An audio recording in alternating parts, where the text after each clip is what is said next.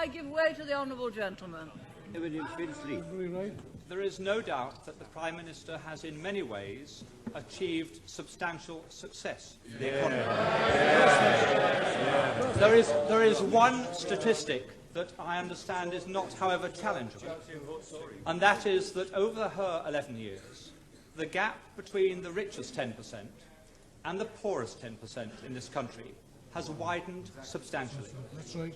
How can she say at the end of her chapter of British politics that she can justify many people in a constituency such as mine being relatively much poorer off, much less well-housed, and much less well-provided than it was in 1979?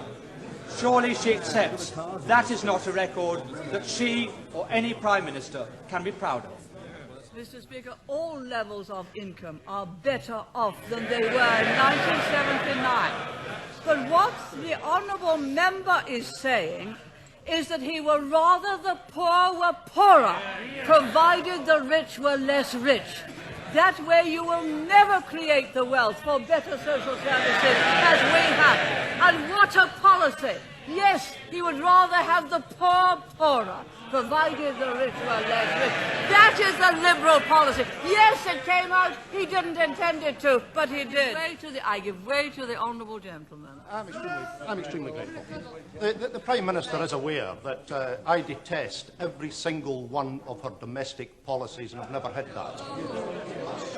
And I think that the honourable gentleman knows that I have the same contempt for his socialist policies as the people of East Europe who have experienced it have it for theirs.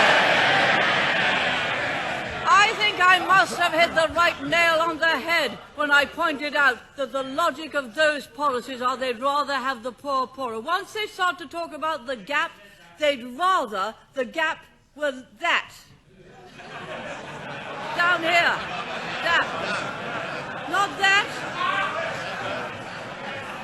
But that. So long as the gap is smaller,